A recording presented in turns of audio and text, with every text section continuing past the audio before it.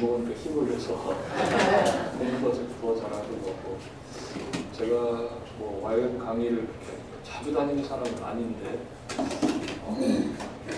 김밥 안 먹는 데를 처음 와봤어요. 학교에 가면 김밥이었지. 이렇게 러브샷이 예, 같이 함께 행복을 누려봤습니다. 뒤에 할 얘기는 오늘 이 시간에 먼저 하고 할게요. 마지막에 뭐 제 기도적으로 나고 하잖아요. 맨 끝에 할 얘기는 먼저 해야 마음이 편안하게 강의 끝까지 눈 떠다대가면서 할 수가 없거든요. 대개 보면 강사님들이 끝에 가서 확 쫓기시잖아요.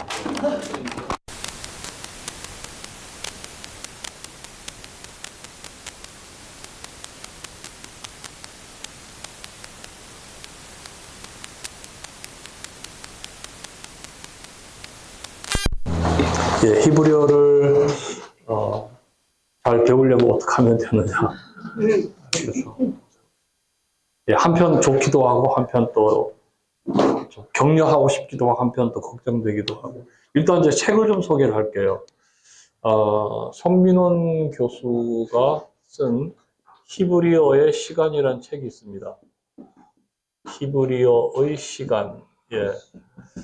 송민원 교수는 시카고대에서 고대 근동학을 전 세계에서 가장 권위 있는 학교죠. 고대 근동학으로. 네, 들어가면 한 15년을 해야 되는 학교입니다. 거기서 빡세게 하시고, 나이는 저보다 많이 어리시죠. 50대 조금 넘으셨는데, 예, 하여튼 뭐, 너무 신앙도 좋으시고, 굉장히 좋아요. 이 학문이 깊으면 또 신앙이 나쁠 수가 있는데, 신앙도 좋으시고, 예. 그렇습니다. 송민원 교수 히브리어의 시간이 있고요. 김선용 박사님의 헬라어의 시간이 또 있어요. 이 두 분 또 같이 사역을 하시는데, 헬라어의 시간. 한국에서 이 김선용 박사님만큼 정말 헬라어 하신 분 얼마나 많아요. 네, 만큼 정말 제대로 하시는 분은 좀 적다고 생각이 들고, 이분이 최근에 쓴 바울과 크로키, 아직까지 안 사봤는데요. 이거 제가 사볼 책이 많아갖고 좀 약간 그냥 술에 담아놨는데, 바울과 크로키인가 아마 그럴 거예요. 김선영 박사님 이 책을 먼저 읽는 게 좋다고 읽은 분들이 그렇게 얘기해요. 저도 이 책을 읽어봤는데 이 책부터 먼저 읽으면 헷갈린대요. 그래서 이걸 먼저 읽으시고 좋다고 그러고, 총신대에서 그 원어연구소에 있는 김한원 목사님, 김한원 교수님, 이 성경 원어연구인가 뭐 이런 책을 썼어요. 성경 원어연구. 아주 쉽게 썼습니다. 그냥 간단하게 쓴 거니까 전부 다 쉬워요, 책이. 어떤 분도 쉽다고 해서 샀는데 이게 뭐냐 그럴 수도 있죠. 쉽습니다. 일단은 예, 쉽고 뭐 문법적으로 막 이렇게 막 따져가면서 뭐 문법 책이 아니고 그냥 간단하게 한 챕터 한 챕터 그냥 따로따로 읽을 수 있는 책이니까 그 정도 하시면 좋을 것 같고, 제가 이번에 갖고 온 책 중에 복음서의 난제 101 있잖아요. 이 책은 제가 책을 요즘 안 세워봤는데 한 14권 정도 쓰고 번역을 뭐 한 것 같아요. 그 중에서 저의 그 시그니처 책이라고 할 수 있습니다. 복음서의 알기 쉬운이 먼저 들어가죠. 알기 쉬운 복음서의 난제. 어떤 분 이걸로 또 따지는 분이 있어요. 난제도 아닌 것 같고 왜 난제라고 그러냐고. 진짜로 그런 분이 있어. 겁나요, 진짜. 이름 붙이기도 겁나고. 저는 난제라고 생각을 했는데 어디는 난제가 아니라고 하니까. 예, 그런 프로 불편러들이 우리 주변에 얼마나 많은지. 불편해. 뭐든지 짜증나고 불편하고. 이게 있습니다. 여기에는 이제 히브리어도 좀 소개하고, 랍비 용어를 따로 또 제가 정리하기도 하고, 풍습도 정리하고, 지리도 하고, 뭐 예수 그리스도의 뭐 생에 대해서 뭐 얘기하고, 처음 들어보는 얘기도 그게 나올 수 있어요. 뭐 이게 뭐지? 분명히 예수님 돌아가시고 3일째 부활하셨는데, 3일째가 시간대가 언제냐 이거예요. 그 얘기를 한번 했습니다. 그래서 히브리어를 전공하신 권성달 박사님 히브리대에서 비동사로 박사학위다 싶어요. 비동사 싶으면, 이거 참 너무 관점이 좋다고 해서 제가 격려가 됐습니다. 참고로 저는 박사가 없습니다. 박사 안 했습니다. 안 한 거죠, 제가. 노는 게 좋아요. 네, 안 했습니다. 하고 싶은 게 많아갖고 이것도 하고 싶고 저것도 하고 싶고 박사는 한쪽으로 깊이 들어가야 되거든. 저는 그게 정말로 싫은 사람.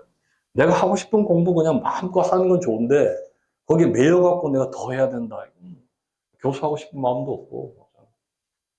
백수가 좋은 사람입니다. 지금 선교사 다른 말로 백수잖아요. 예, 복음서의 난제 101을 제가 써서 이 책을 좀 보시라고. 사마리아는 제가 번역한 책은 아니고 제가 시작했다가 허리가 너무 아파갖고 남에게 넘겼지만 그 책은 제가 너무 좋아하는 책이고, 제가 번역한 책 중에서 창세기 1장의 잃어버린 세계라는 책이 있습니다. 잃어버린 세계. 이게 존 왈튼이라고 하는 분이 번역했는데, 이 휘튼 대학교 구약학 교수님이죠. 존 왈튼인가 월튼인가 월튼. 제가 이 책을 처음 만나고 막 기절하는 줄 알았어요. 너무 좋아. 이게 이제 우리 한국에도 외국 책을 번역을 하고 싶은 출판사들이 이제 한꺼번에 그런 외국 책 소개하는 그런 그 북페어라 그래야 되나요? 그런 게 있어요. 알맹2 알맹이라고 하는 출판사에서 이제 그걸 하는데 갔어요. 제가 간 게 아니지. 제가 제 책을 내주는 출판사에서 다른 교수님들 다 바쁘다니까 목사님 좀 시간 내달라고 갔어요. 가서 보니까 그 책이 있는 거야. 너무 좋아서 이 책 꼭 좀 번역을 하면 정말 좋겠다. 아직 한국 교회가 존 왈튼의 존재를 모를 때입니다. 너무 좋고, 저는 그 책에서 제가 28년 동안 찾던 창세기 1장 1절의 베레시트, 태초에란 단어 뜻을 깨달았어요. 거기서 28년간 찾아서 28년. 와, 전율이 온 거예요. 전율이. 여러분, 하나님이 여러분에게 때가 돼서 알려주신 것들이 있습니다. 때가 되기 전까지 아직 준비가 안 돼서 그런 거예요. 그러니까 너무 한꺼번에 다 하려고 하지 마세요. 뭘 막 코스워크 끝난다고 다 하는 게 아니에요. 때가 돼야 알아집니다. 그러니까 기다리시면 돼요. 기다리시고 그냥 차근차근 하실 일을 하시면 돼요. SBS 하시면 그 다음에 반드시 간사님으로 위탁하시고, 위탁하면서 간사하면서 배우는 것들 있잖아요. 학생들을 돌봐주면서. 가르치는 것과 배우는 것은 하나예요. 배우고 가르치지 않으면요 흐려집니다. 공자가 그 말 했잖아요. 배우고 익히지 않으면 흐려지고, 배움이 없이 생각만 많으면, 그러니까 학이 무사면 망이고 사이 무학이면 태라 그랬어요. 학이 무사가 뭐냐면 체계적인 배움은 있는데 그걸 갖다가 자기가 생각으로 옮기지 않으면 흐려져. 다 흐릴 망자예요. 사이 무학, 생각은 많은데 그런 분 있잖아요. 날카로운 분. 체계적으로 공부가 없는 분은 위험해요. 그래서 이 두 가지가 다 필요한데요. 존 왈튼 책 너무 좋습니다. 제가 번역을 하고 났는데 존 왈튼 책들이 그 뒤로 막 쏟아져 나오기 시작하고, 예. 제가 번역한 책은 그리심에서 나온 책이에요. 기왕사실은 제가 번역한 책을 썼습니다. 다른 데서 또 라이센스 얻어갖고 자기들이 또 번역을 똑같은 책을 했더라고요. 예, 그겁니다. 예, 맞습니다. 했어요. 예, 이 정도 소개를 하면 될 것 같은데요. 예. 그 다음에 이제 제가 간단하게 저를 소개하면, 저는 이제 학부에서 국문학을 했어요. 국문학. 김춘수 선생님, 꽃 아시죠? 예. 은사세요. 예. 저를 시인 만들려고 하셨는데, 예, 못 하셨죠? 저도 시인 되고 싶어서 갔는데 못했고요. 어떻든 시인 되려고 하다가 이렇게 하나님께서 꼭지를 돌려서 이쪽으로 이제 오게 됐고요. 제가 87년부터 90년까지 42달을 적도권 아프리카 꼬트디부아르에서 연평균 32도 연평균 습도 95%에서 42달을 선교사로 살았습니다. 유대인은 아이가 태어나면 난지 8일 만에 할례를 받고 저는 아프리카에 도착한 지 8일 만에 말라리아에 걸렸습니다. 말라리아 모기가 물면 8일 동안 잠복기를 거쳐서 이 알이 모기가 피를 빨아먹고 지불을 하는 게 자기 알을 지불해요. 이게 핏줄로 들어가서 간에 가서 이것이 부화가 돼요. 그러니까 쓰러져 간병입니다. 1년에 서부 아프리카 거기서 말라리아로만 죽는 사람이 100만 명. 원주민 죽는 사람만 그렇습니다. 말라리아는 예방약이 없습니다. 왜냐하면 벌레이기 때문에. 균이라면은 이 균을 죽이는 약이 있는데 벌레니까 이 벌레 어떻게 할 수가 없어요. 그래서 42달을 계속 제가 쓰러졌다 일어났다 쓰러졌다 일어났다 계속 했고요. 그 다음에 이제 하나님께서 정말 미국으로 옮겨주셔가지고 제가 하던 사역은 또 아주 훌륭한 후배가 잘 맡게 되고 미국에서 한인들을 잘 섬겼고요. 그 다음에 이제 제가 목회 사역을 이제 하다가 목회 사역 하나님께서 너무 기름을 많이 부어주셔가지고 정말 원 없이 해봤어요. 원 없이. 원 없이란 말 속에 다 들어있습니다. 그 다음에 제가 이제 중국 선교를 위해서 그때 이제 김진경 총장님이 연변과기대를 막 세우기 시작했을 때 연변과기대 교수님들이 다 한국 분들이 가서 가르쳤잖아요. 다 그분들이 다 뭐 평신도 선교사 이런 분들이니까 이분들이 학생들한테 성경을 가르치고 싶은데 본인들이 훈련을 안 받았으니까 제가 이제 그분들 가르치러 계속 갔죠. 계속 가고 그렇게 하고 하면서 또 상해에 있는 또 우리 SBS 학교에 제가 가서 한 주간씩 밀봉 교육 들어가서 이제 완전히 아파트에 들어가서 그 대문에도 다 저기 이불 다 내리고 막 이렇게 숨어서 공안들 오니까 그런 사역을 쭉 하고 또 한국에서 또 그 CTS라고 그 중국인 학생들을 한국으로 불러들여다가 똑똑한 애들을 신학교육을 MDB 교육을 시키는 학교가 있어요. 그 학교에서 제가 오랫동안 중국 학생들 가르쳤습니다. 가르치면서 이제 중국어도 당연히 이제 해야 되잖아요. 중국어도 좀 하고 물론 저는 영어로 강의를 했습니다만 중국어로 강의를 중국어도 좀 이제 하고 이렇게 했습니다. 그렇게 하면서 이제 원래는 중국 선교를 위해서 제가 목회 사역을 다 중단하고 떠날 때 쉽지 않았어요. 진짜 쉽지 않았습니다. 두 개를 다 할 수가 없으니까. 저는 두 개를 다 못해요. 하나만 할 줄 아는 사람이. 그래서 너무 고민이 돼가지고 그때 이제 대천덕 신부님 살아 계실 때인데 아시나요? 혹시 대천덕 신부님? 하지만 돌아가시기 직전에 제가 뵀어요. 그래서 이제 제가 진짜로 이렇게 하는 게 맞습니까? 사역을 관두고 이쪽으로 가는 게요. 맨 마지막에 그분이 이제 그 사인을 주시더라고요. 저는 하나님의 사인으로 받아들였어. You are on right track. 너는 지금 올바른 길을 가고 있다. 그 뒤로는 근심, 걱정, 뭐 아무 생각 없이 그냥 하나님이 가라고 했으면 나는 가는 거지. If God says go, then go. 예, 우리 YM들이 아주 단순하잖아요. 하나님 가라고 했으면 가면 되는 거잖아요. 예. 안 가는 게 문제지. 저는 성격상 떠나는 걸 잘하는 사람이에요.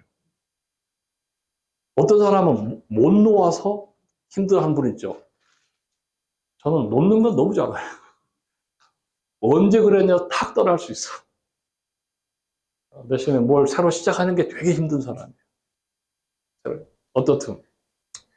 그래서 한국에서 제가 한 20년 살면서 책을 한 15권, 14권 뭐 쓰고 번역하고 뭐 이렇게 하면서 저는 학교를 확장하거나 제가 하는 사역을 양적으로 키우는 것보다 교환을 쓰고 교환이 책이 되고 책상 앞에서 연구하고 그렇게 하는데 전념을 했습니다.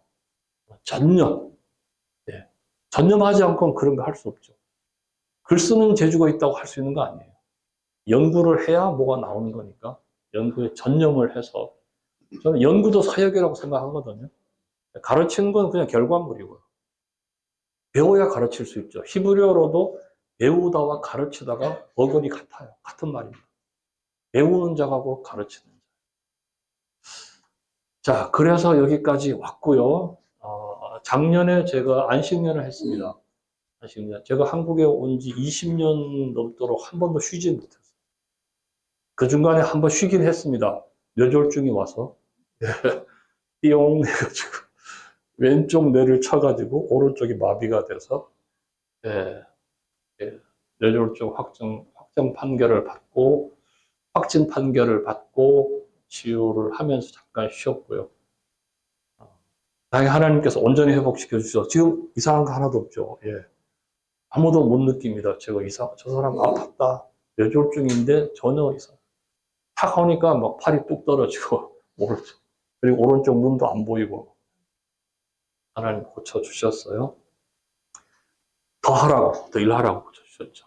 작년 한 해 이제 처음으로 한 1년간 쉬었습니다. 아무것도 안 하고. 쉬는 거 쉽지 않았어요. 일하던 사람이. 이래도 되나, 뭐 이런 생각이 들고. 근데 쉬니까 나쁜 게 다시 일하려니까 힘들어요. 쉬는 게 관성이 붙으니까. 이게 처음에 쉬는 게 힘들더니, 좀 쉬고 나니까 일하는 게 힘들어요. 지금은 많이 회복이 돼서 다시 일을 하고 있고요. 제가 70이 되고 나서 하나 결심한 게 있습니다. 제 평생 소원이 하나 있었어요. 세상 사람 좀 만나는 거예요. 여러분도 마찬가지일 겁니다. 교회 열심히 다니는 사람, 세상 사람 만날 시간이 없어요. 아니, 만나야 전도를 하고 뭐 하는데 세상 사람 못 만나면 특히 목사가 교인들만 자꾸 대상으로 예수 더 잘 믿으려는 분들 도와주는 거는 뭐 하는 것만 하지. 정말 내가 저는 선교사잖아요. 그때도 30대 때 그때 아프리카를 가서 말라리아로 쓰러지고 일어날 때도 선교사하고 지금도 선교사였잖아요. 그 마음 변치 않거든요.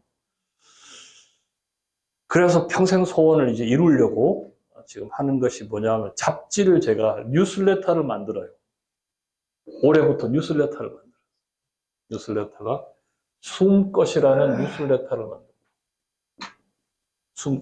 숨꽃 살자. 꽃이란 말이 최대한 뭐 이런 거잖아요. 최대한 뭐 힘 닿는 데까지 숨 닿는 데까지 사세요.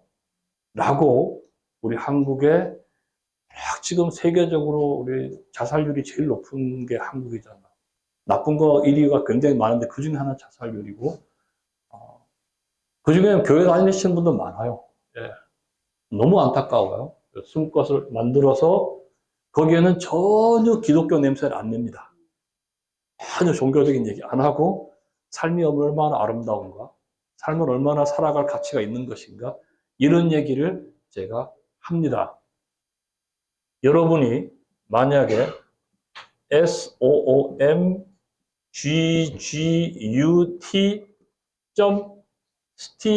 soomggut.stevie.com stevie.com 을 검색하시면 바로 구독 이렇게 뜹니다. 거기다 여러분 이메일을 딱 치시면 이메일로 바로 매달 갑니다. 매달 발행이 됩니다. 제가 발행하고 있습니다. 모든 기사 제가 다 씁니다. 그리고 이 만드는 것도 제가 혼자 만들어요. 아날로그 세대가 어떻게 만들 수 있을까요? 순고한테 배웠죠, 순고. 순고한테 1시간당 11,000원 주니까 가르쳐 주더라고요. 그래서 순고한테 돈 많이 들여서 배워가지고 지금 제가 스스로 발행을 하고 있습니다. 들어가서 하시면 지난 호복이 다 할 수 있어요. 다 볼 수 있습니다. 이제 이번에 5호까지 나왔습니다. 5월 달이니까. 며칠 날 발행되냐면은 보름날에 발행됩니다. 보름달이 뜨는 날. 성경도 여러분 다 보시면 보름달이에요. 뭐 6월절도 보름달 하죠. 초막절도 보름이잖아요. 왠지 아세요? 보름달이 뜰 때가 식물, 동물들의 생장이 굉장히 강할 때예요. 그때가 달의 힘을 빌려서 그래서 보름달에 제가 이거를 합니다. 또 한 가지 하는 게 있어요. 그러니까 세상 사람을 만나기 위해서 하는 또 한 가지는 고전 읽기입니다. 고전 읽기. 제가 그래서 몇 년 전부터 여주에 있는 여백서원을 다니고 있습니다. 아시죠? 괴테 할머니, 전영래 선생님. 우리 동양인으로서 괴테 메달을 최초로 받으신 분. 예, 굉장한 분이십니다. 서울대 동문학과 교수 하시다 은퇴하시고 여주 가서 하시는데 그분 파우스트 읽기가 이제 제일 먼저 간 파우스트 읽기부터 먼저 들어가야 돼요. 들어가 보니까 전부 다 기독교 얘기예요. 그래서 선생님, 그런 뜻이 아니고요. 제가 이제 계속, 그분은 교인이 아니시니까, 계속. 심지어 뭐, 캐루빔 같은 것도 체루빔 이렇게 번역하시는 거예요. 왜냐하면 이분이 히브리어를 못 읽으시니까. 그래서, 교수님, 히브리어 좀 하시면 좋은데요. 나 히브리어 하는 분 너무 부러워요. 저도 히브리어 성경 읽고 싶어요. 계속 제가 손드니까, 목사님이 나중에 저한테 이 파우스트 기독교적인 거 쭉 좀 각주를 저한테 좀 주시면 제가 개정판을 낼 때 하겠습니다. 라고 인정을 받았어요. 그러면서 제가, 요거 파우스트를 읽으면 세상 사람들하고 기독교 얘기를 할 수가 있네. 해서 제가 제주도에 있는 독서 모임 하나하고 연결이 돼가지고 지금 파우스트 읽기를 하고 있습니다. 그 모임의 절반은 비종교인, 절반은 기독교인인데 절반은 또 가톨릭, 나머지는 개신교. 그분들 중에 소설가도 있어요. 현역 소설가, 아주 유명한 분도 있습니다. 제가 첫 시간 딱 강의를 했더니 신학 배경 가진 분의 설명에서 너무 좋습니다.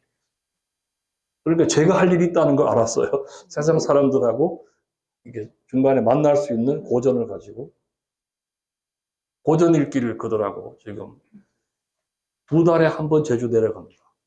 내려가서 이틀씩 제가 강의를 해요. 굉장히 좋아합니다. 이렇게 파우스트가 재밌는 줄 알았더라면 진작 읽을 그랬습니다. 이렇게 얘기할 정도로. 또 교회 다니시는 분들하고도 제가 독서 모임을 하는데요. 올해 들어와서 시몬 베이유 글을 읽기 시작했어요. 한 번은 한병철 씨가 쓴 신에 관하여. 시몬 베이유 글을 요약해가지고 낸 책이 이제 신에 관하여거든요. 하고 그 다음에 바로 시몬 베이유의 대표적인 중력과 은총이라는 책을 읽었습니다. 목사님도 계시고 평신도도 있었는데 너무 좋대요. 그래서 이제 이분들 앞으로 제가 또 고전으로 안내하려고 지금 생각을 하고 있습니다.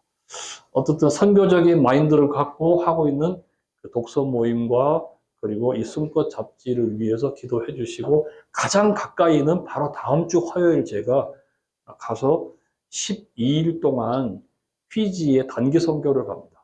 피지에 가서 거기 현지의 선교사님들, 현지 원주민들에게 설교, 원주민들에게 성경 공부 뭐 등등등 12일 정도를 다녀오니까 건강하게 잘 다녀올 수 있도록 해주시면 감사하겠습니다. 예, 이게 기도 제목까지 다 끝났어요. 질문 있나요? 질문 없죠? 지워도 되죠? 예.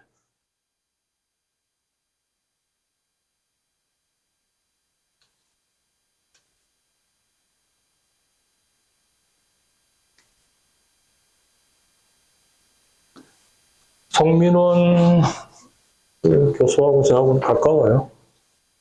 저하고 같이 뭐 일하자 그러잖아. 저는 혼자 하는 게 좋은 사람입니다. 외로운 늑대. Lonely wolf in the desert. 광야에 홀로 사는 늑대. 독립군입니다, 독립군. 오케이. 자, 어제 했던 거 계속 할게요. 뭐, 이건 나중에 영상 뭐, 이거 편집하시면 될 것 같아요. 중간에 들어간 이런 소리들. 자, 갈릴리 사역, 나사렛에서 배척받으신 거 우리 했고요. 어제 조금 하다가 말하는데 그 이슬 얘기 있죠, 이슬.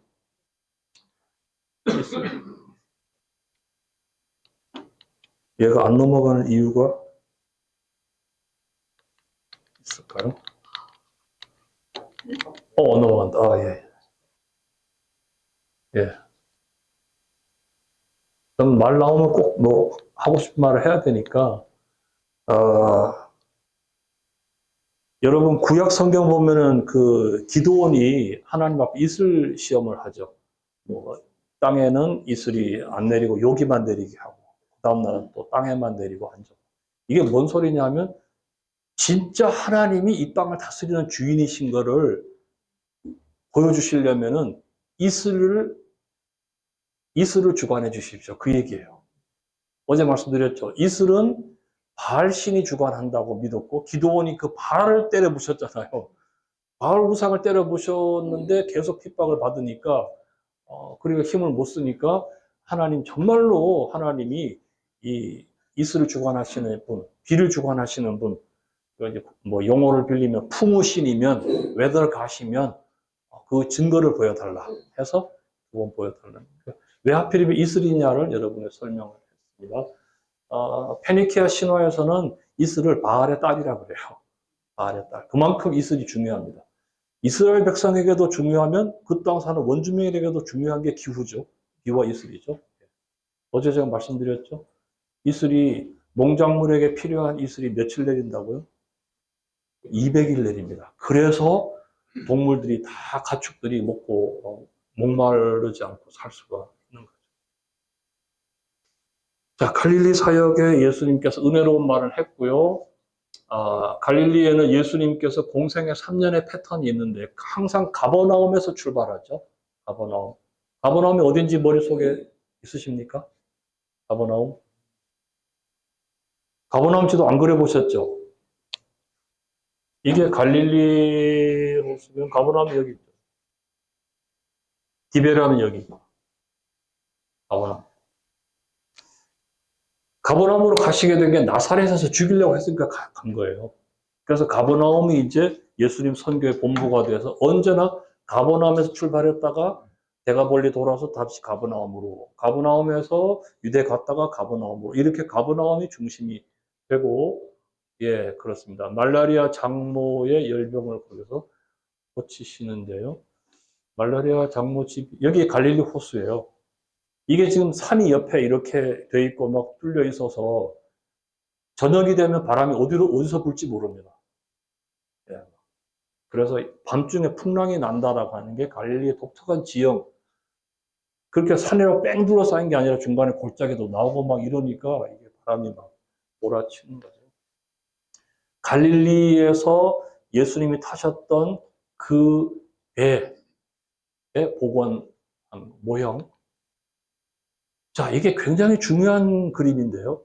여러분 뒤에 보이시는 저 흰 건물이 가버나움 회당이에요. 가보신 분들 아시겠지만 앞에 있는 게 가버나움에 살았던 사람들의 집성촌, 라틴어로 인슐라라고 부르는 것이에요. 왜 까만 돌일까요? 예, 여기가 현무암 지대니까 그렇습니다. 여기 인슐라도 타닥타닥 붙어 있어요.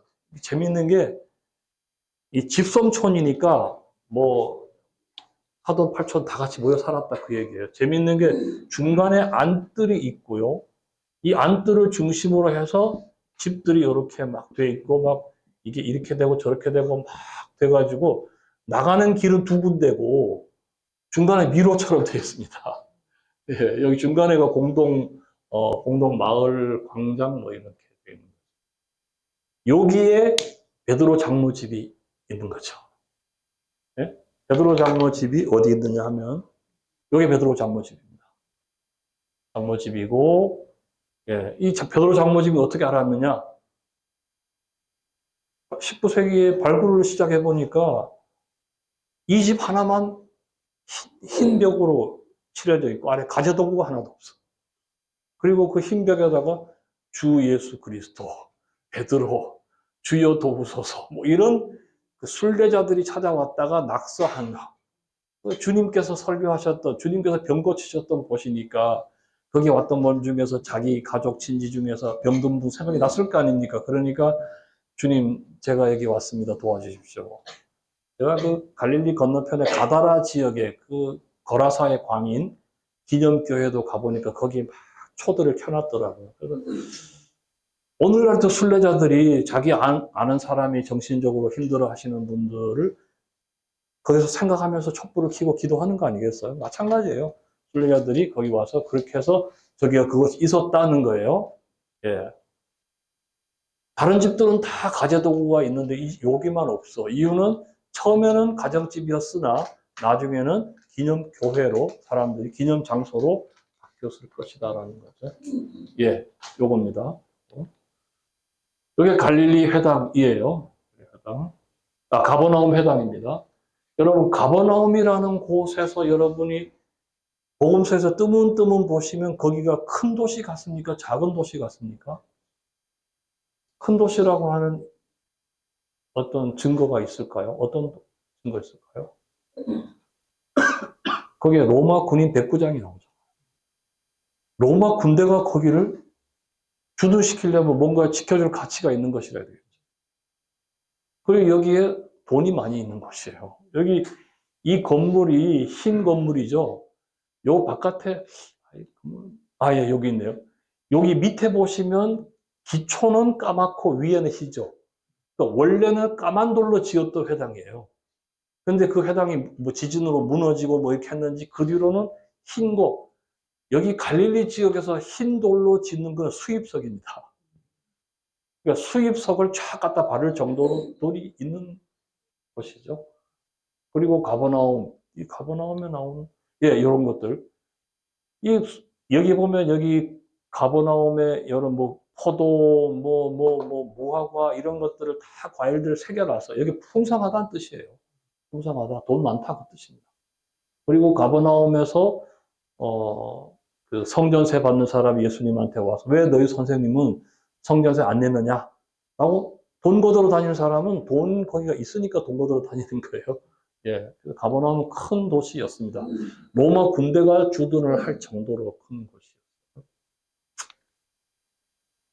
가버나움 유적지로 들어가는 길에 이게 조각품입니다. 가버나움 노숙자. 노숙자입니다. 이거는 여러분들이 그 영화, 혹시 인터넷으로 검색창에 영화 가버나움 이렇게 치시면 그 가버나움 얘기가 나옵니다. 중동에 레바논에 있었던 사건인데 보시면 도움이 될 것 같고요. 예, 이것이 이제 가다라 거라사의 광인 있는 그 갈릴리 건너편 지역이고요.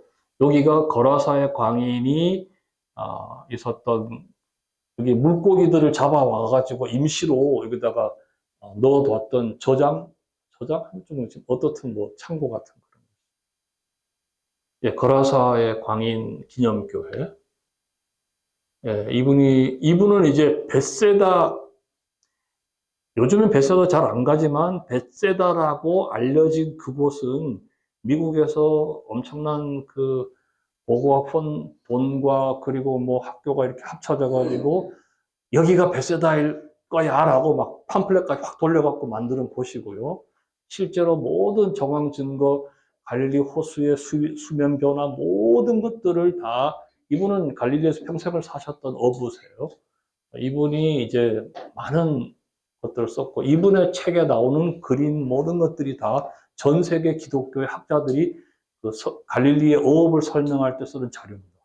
그만큼 훌륭한 분인데, 이분이 거기에 지금 한참 막 돈 들여갖고 벳세다를 해놓은 거면 진짜 벳세다가 아니고 여기다라고 지금 얘기합니다. 네.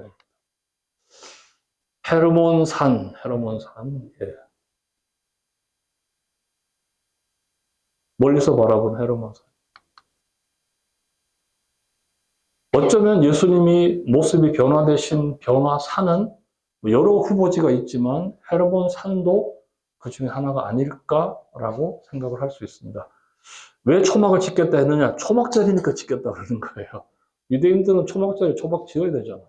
초막이 이런 형태다라고 하는 거죠.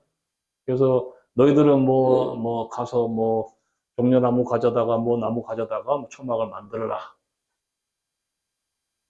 저 초막에 들어가서 자면 밤에 별이 보일까요? 안 보일까요? 별이 보이죠. 엉성하니까 구멍 뻥뻥 뚫려있죠. 그래서 왜 초막을 지으라 했느냐? 유대인들을 앞뒤 들어 스토리텔링을 너무너무 잘하는 사람이에요.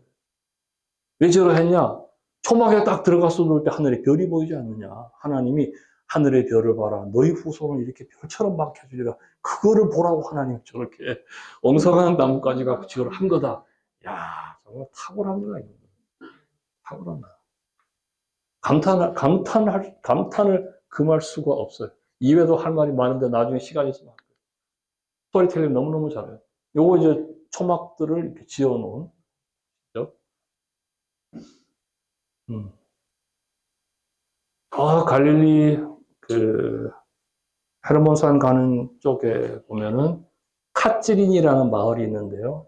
AD 4세기까지 유대인들이 살았던 종교 마을이 있습니다. 종교인들의 마을.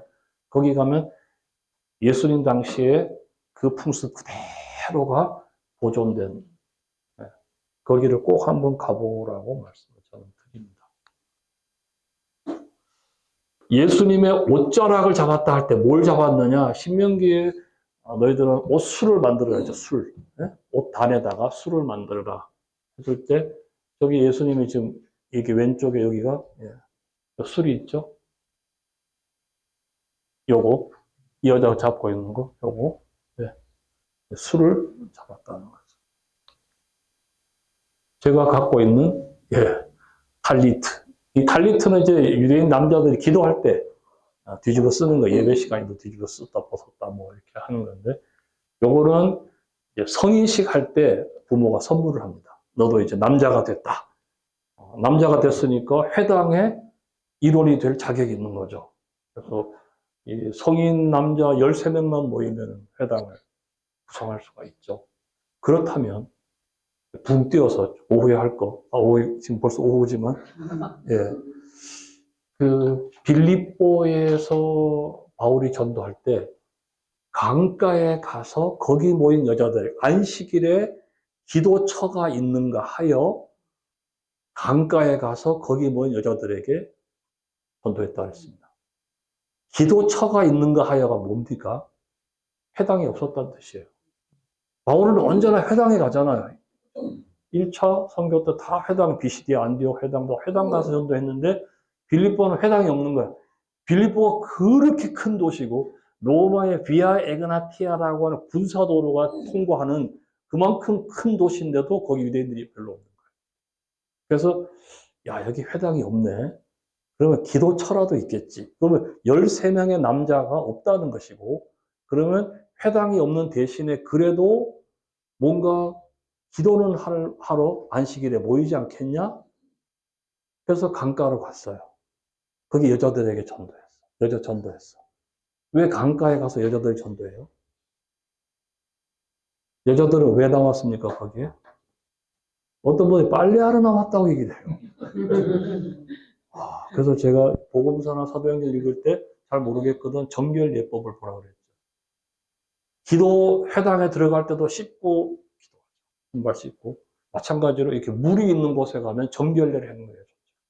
그러니까 기도하기 전에 정결 예식을 행했다 그 뜻입니다. 바울을 아는 거예요. 거기 물이 있는 곳에 어쩌면 유대인들이 거기 와서 물을 이용해서 씻고 기도하려고 하는 사람들이 있겠다. 가보니까 진짜로 있는 거예요. 근데 그 사람들은 유대인은 아니었고 유대교에 입교하려고 준비운동하는 경건한 이방인. 사도행전의 핵심되는 그 경건한 이방인 중에 루디아가 있는 거죠.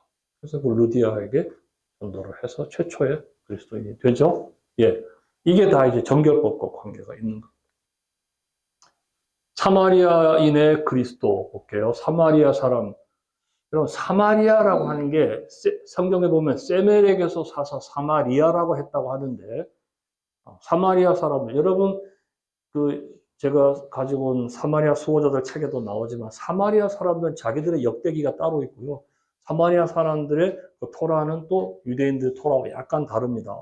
다를 수밖에 없는데, 거기 보면 자기들은 쇼무림이라고 해요. 쇼무림. 샤마르가 히브리어로 지키다거든요. 지키다. 준수하다. 그런 의미에서. 그래서 뭔가 절기를 지키고 율법을 지키는 사람을 쇼무림이라고 부르는데, 자기들은 율법을 지키기 때문에 쇼무림이다. 히브리어는 쇼무림이에요. 사마리아 사람이란 뜻이. 사마리아 사람이란 말이. 예수님을 가리켜서 네가 사마리아 사람이 아니냐라고 요한복음에 예수님을 욕을 하고요. 또 사마리아 사람을 저주하겠다는 요한을 책망하시고 서문한 사마리 어제 제가 얘기 많이 했죠. 그래서 좀 넘어간다. 수가성 여인과 사마리아 사람들. 예수님께서 하루 더 머무르시잖아요. 왜냐하면은 그냥 지나가려고 한 게 아니라 거기 목적이 그거기 때문에 오히려 사람들이 더 환영하니까 예수님은 더 시간을 보내셨죠. 제가 여러분에게 등고선을 알아야 된다라고 하는 게 바로 이런 부분입니다. 이게 사마리아예요. 우리가 그냥 지도로 보는 거하고 이렇게 항공사진으로 보는 거하고 많이 다르죠. 그러니까 사마리아는 굉장히 높은 곳에 위치한 것입니다. 여기 경작지가 별로 없겠죠. 그러니까 아합 왕이 이스라엘 골짜기에 있는 나봇의 밭을 뺏으려고 했다는 게 겁니다. 이스라엘 골짜기, 어제 제가 이렇게 화살표처럼 한 거 있죠. 이스라엘 하면은 자라가 뿌리다, 파종하다거든요. 이 그가 뿌리셨다, 엘 하나님이. 하나님 그가 파종하셨다. 할 만큼 이스라엘 골짜기는 사방의 산지에서 내려온 그 빗물로 흘러내린 충적토가 50m가 쌓인 것입니다. 그러니까 뭐든지 뿌리면 다 잘 나오게 돼 있어요. 오죽하면 하나님이 파종하신다고 했어요. 거기에 그 나봇의 포도원이 너무너무 탐났습니다. 왜? 지는 왕인데 자기 왕궁 앞에 하지. 사마리아는 산지니까 그런 거 안 나와, 땅이. 그래서 석회암도 그냥 세로마니안 석회암도 있고, 뭐 풍화된 석회암도 있고, 뭐 백악 석회암도 있고, 석회암이 다 많은데 석회암이 어디로 가서 변화되느냐에 따라서 거기가 길이 되기도 하고 집이 되기도 하고 또는 과수원이 되기도 하고 다 되는데, 그래서 아합 왕이 왕임에도 불구하고 이스라엘 그 있는 그 땅을 그렇게 원했다라고 하는 게 바로 자기 왕궁에는 없는 토지여서 그렇습니다. 여기 이제 세겜 골짜기인데 그리심산과 에발산이 사이에 두고 있죠. 세겜이라는 말은요, 쉐켐이라는 말은 어깨란 뜻입니다. 어깨가 보이십니까? 예, 어깨죠. 수가성 여인에게 예수님 전도하시고, 요 수가성 여인의 우물 기념하는 우물 기념교회가 이렇게 있습니다. 예, 저게 우물입니다. 뭐 그냥 특별한 것도 없어요. 그냥 우물이에요. 사진 절대 못 찍게 하는데 찍었습니다. 왜? 뭐 꼭 그 사람 말 들을 거면 했어요. 그 사람 못 찍게 한 이유는 사진 찍어놓은 그 우편 엽서 팔려고 엽서를 왕창 사줬어요. 앞에서는 우리 팀 중에 엽서를 왕창 사는 동안에 제가 내다봐의 수법을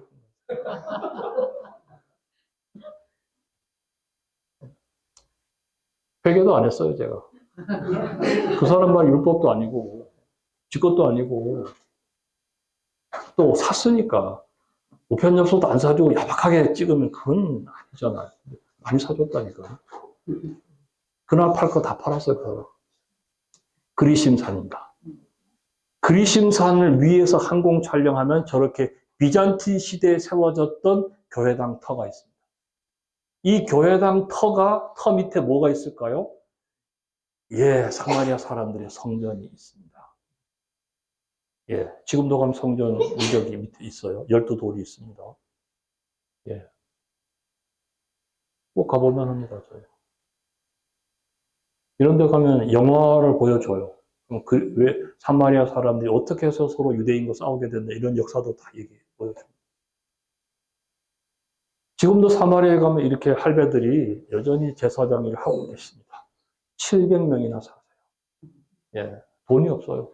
그래서 매년 양 잡을 때 한 100마리 잡거든요. 가족 수대로 해서 100마리 잡는데 100마리 살 돈이 없어서 이스라엘 정부에서 대줍니다. 양 사줍니다. 왜냐하면 이스라엘도 그것 때문에 관광 수입 꽤 되잖아요. 그러니까 양 사주는 거 하시라고. 요 사마리아 사람들은 참 지금도 이스라엘 사람들하고 잘 지냅니다. 여러분 항상 거기 팔레스타인 난민, 이 사람들 팔레스타인 사람 아니에요. 이 사람들 사마리아 사람입니다. 그래서 팔레스타인하고 이스라엘이 전쟁 쳐서 막 부상자들이 쓰러져 있을 때 양쪽 누구도 못 가. 의무병이. 가면 쏘니까. 그런데 사마리아 사람들이 가면 안 쏩니다. 왜냐하면 저 사람들은 내 편, 네 편 아니잖아요. 그래서 사마리아 사람들은 지금도 강도받는 자의 선한 이웃을 하고 있다. 놀랍죠? 역사는 반복돼요. 예.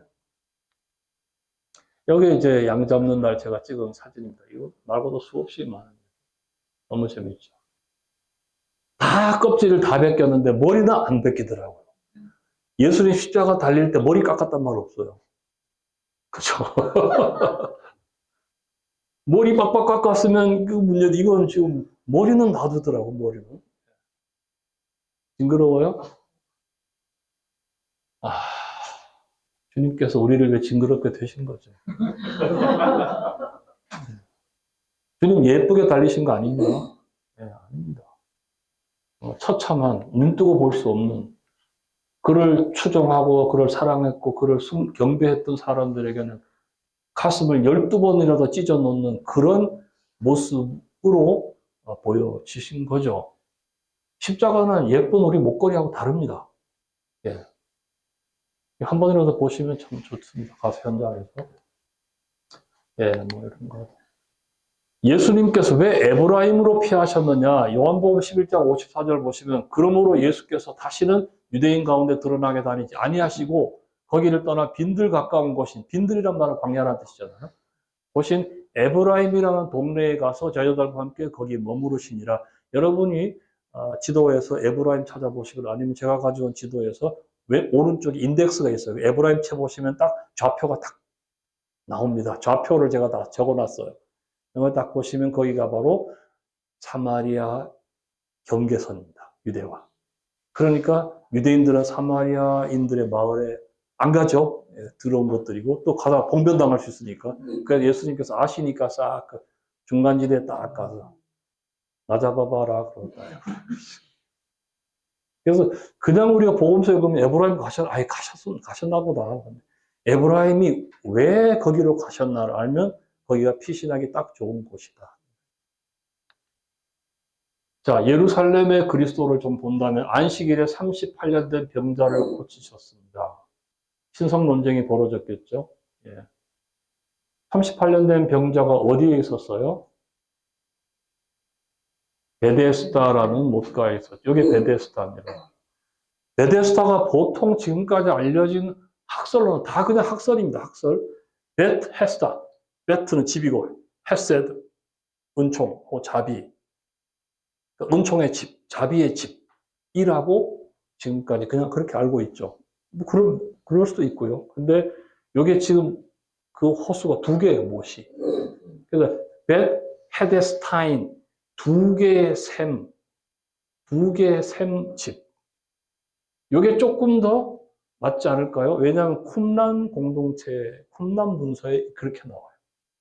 그러니까 뭐 자비의 집이라고 하도 맞고 두 개의 샘의 집이라고 해도 맞다. 어떻든 여기가 양문교치라고 그랬죠. 어제 제가 양문은 다른 말로 무슨 이름으로 바뀐다고 그랬어요? 스테반으로. 네. 구약시대 때는 양을 데리고 들어가서 바로 성전 가까이 있으니까 여기서 양들을 씻어. 그래서 제수용 양들을 깨끗하게 똥오줌 다 씻어내고 잡는 것처럼 그래서 양문이 바로 여기 옆에 있다. 그래서 물이 왜 솟구쳤어요? 천사가 가끔 내려와서 물을 휘저는다는 썰이 있었죠.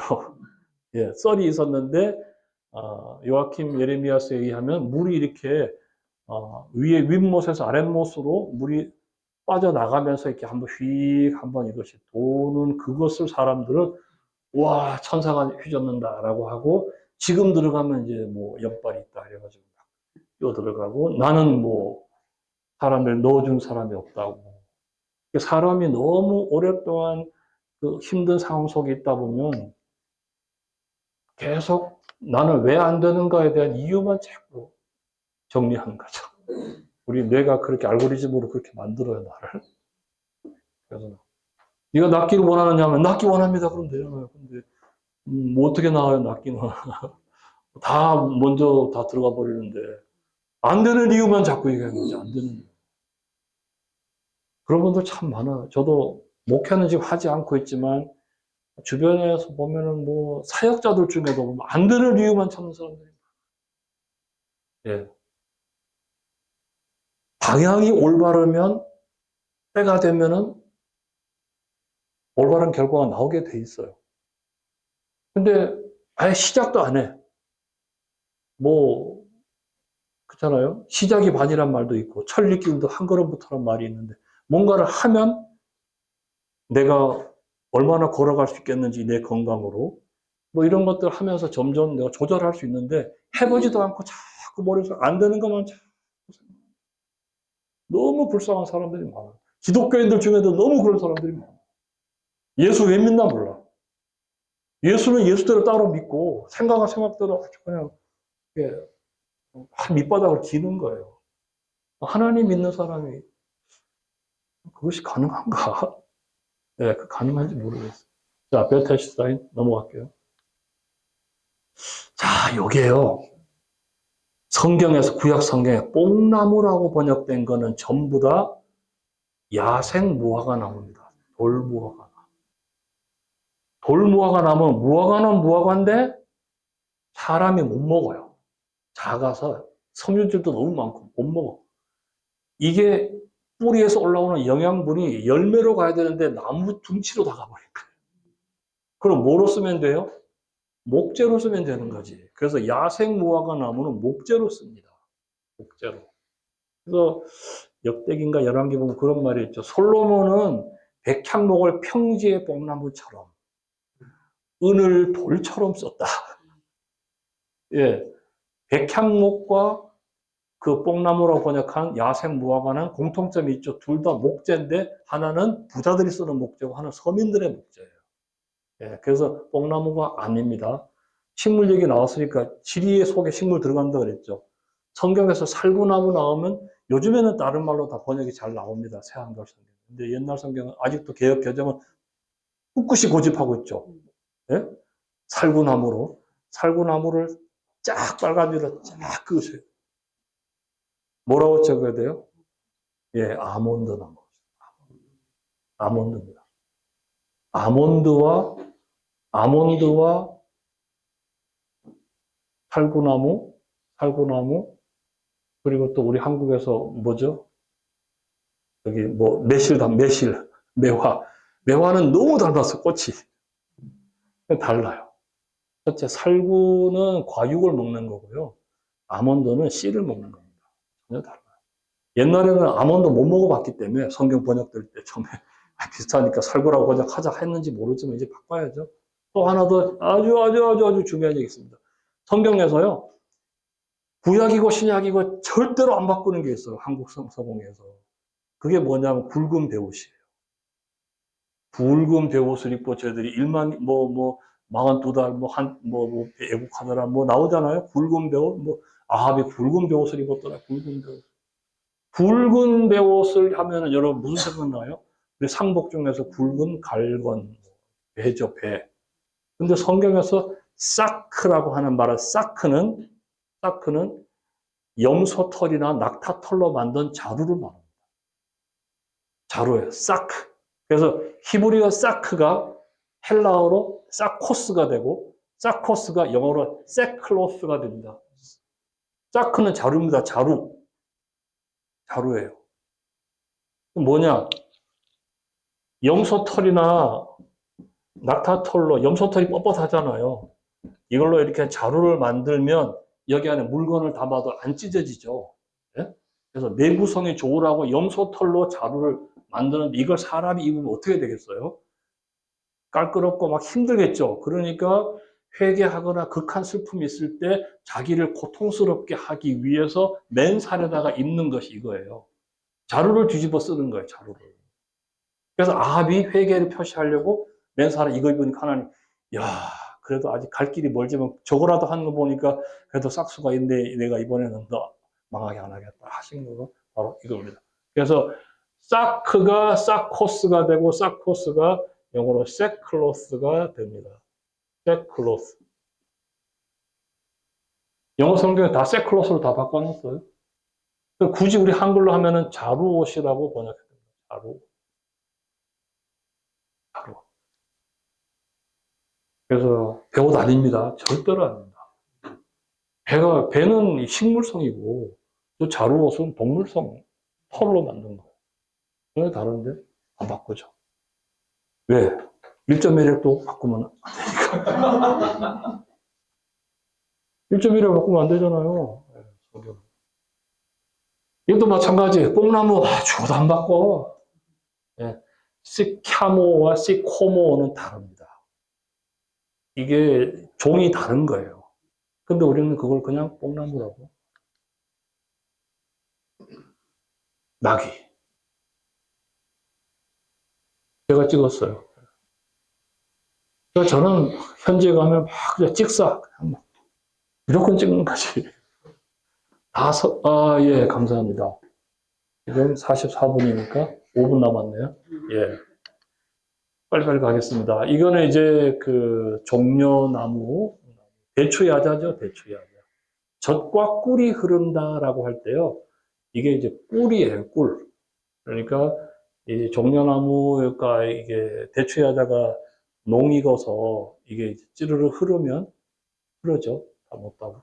여러분 저거 하나, 한 송이 하나가 몇 킬로나 될 것 같아요? 소복이 달린 하나가 한 몇 킬로 될 것 같아요? 오, 아니요. 3kg에서 5kg 정도입니다. 5kg. 3kg, 5kg인데 몇 개예요? 하나, 둘, 셋, 넷, 다섯, 여섯, 일곱, 여덟, 아홉, 열, 열하나, 열둘. 그러면 30kg 되는 거죠. 예. 정말 이 종려나무는 뭐 이 중동지방에서 정말 모두가 다 신성한 나무로 생각을 하고, 그대로부터 신성한 나무로 생각을 했죠. 왜요? 얘네들은 지금 막 바닥이 그 땅이 짠데 아주 그 짠 데서 단 것을 내잖아요. 그리고 햇볕이 뜨거운 데들 그늘을 주잖아요. 그리고 얘가 있는 곳에 항상 오아시스가 있어요. 그러니까 신성한 나무로 생각을 했죠. 그래서 솔로몬의 성전 지성소 사방 벽에는 뭐가 그려져 있을까요? 강의 흐름으로 볼 때 대추야자. 대추야자 그랬어요. 어떻게 하나님만이 계시는 그 신성한 장소에 식물 그림을 저걸 그렸을까요? 그것은 하나님의 신성하심을 보여줄 수 있는 가장 좋은 식물이기 때문에 저거를 그려놓은 거죠. 됐나요? 예.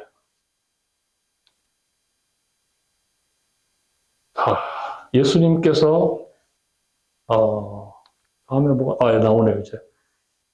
이거 아주 중요한데요. 그 성전에 들어가사, 성전에서 양과 소를 팔고, 뭐, 이거 바꾸는 자들을 예수님께서 내쫓으셨다고 했는데,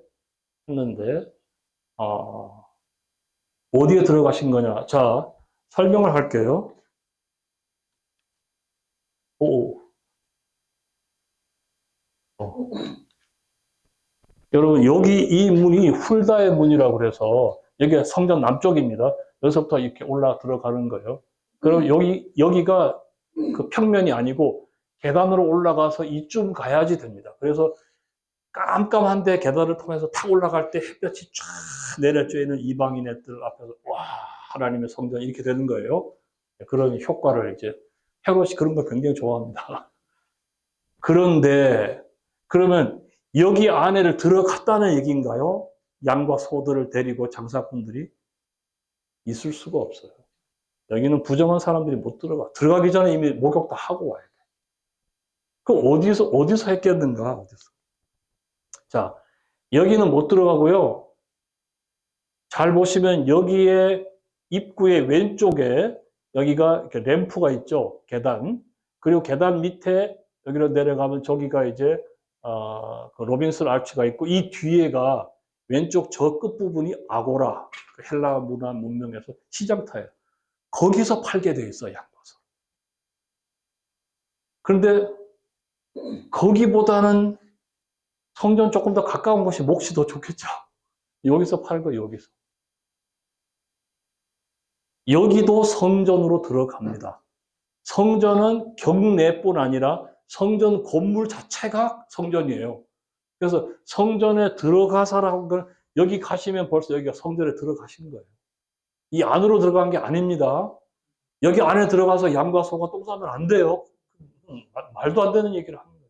이건 제 얘기가 아니고, 이거는 유대 학자 사무엘 슈프라이라고 하는 유대 민속학자가 얘기한 거죠. 기독교에서는 그렇게 해석들 한다며 아니거든, 이렇게 얘기했어요. 여기까지 하고 10분 쉬었다 하겠습니다. 감사합니다.